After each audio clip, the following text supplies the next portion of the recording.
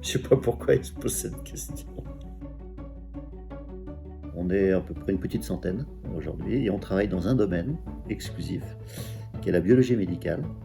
Et on fabrique des logiciels, des softs, qui sont installés dans les labos de biologie et qui ont une vocation: améliorer la performance, l'efficience du laboratoire.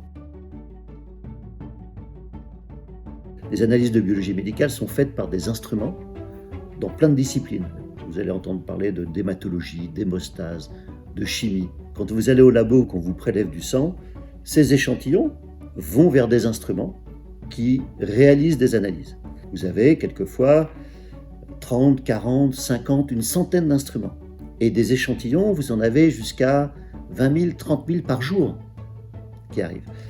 Un échantillon, c'est 10 analyses, en moyenne, à peu près. Donc quand vous dites qu'il y a 10 000 tubes, ça veut dire qu'il y a 100 000 résultats par jour. Ces résultats, ils ne peuvent pas sortir du laboratoire sans être validés. C'est-à-dire qu'ils sont non seulement bien réalisés, c'est-à-dire que la valeur qui sort est la vraie valeur, donc l'instrument a bien travaillé, le contrôle qualité est bon, et puis il y a l'expertise du biologiste qui va contrôler la cohérence des résultats dans l'intégralité du dossier, en disant c'est bizarre que celui-ci soit un petit peu au-dessus des normales alors que l'autre est un petit peu en dessous, ou que la variation par rapport au résultat antérieur de M. Dupont est étrange ou supérieure à ce qu'on pense, il se passe quelque chose.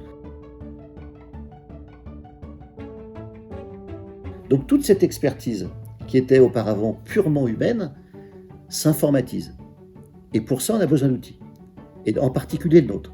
Donc nous, on est uniquement dans la partie technique, pas la partie administrative du labo, pas l'ERP du labo, mais la partie production, la partie technique.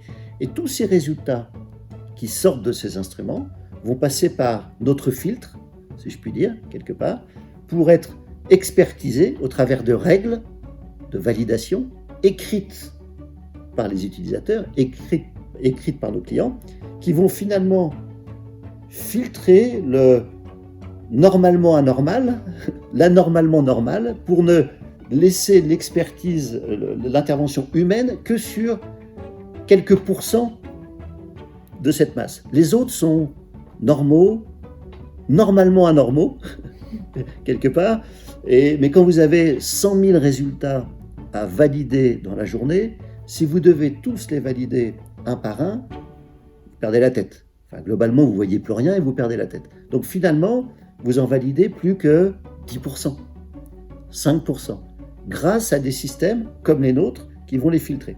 Ça, c'est notre premier gros métier, quelque part. Apporter cette efficience dans la disponibilité des résultats. Après, c'est aussi le contrôle de qualité.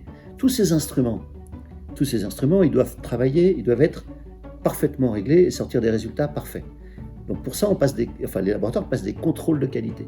Donc on surveille, nos logiciels surveillent de la bonne réalisation et des bons résultats de l'ensemble des contrôles de qualité, de l'ensemble des instruments.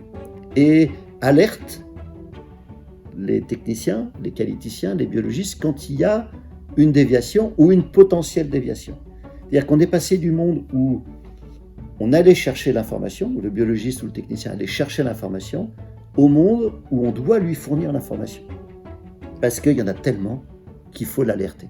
Donc on est un magnifique système d'alerte, un magnifique système d'organisation technique, de manière à libérer finalement les gens qui travaillent dans le laboratoire de tâches dont ils peuvent se libérer.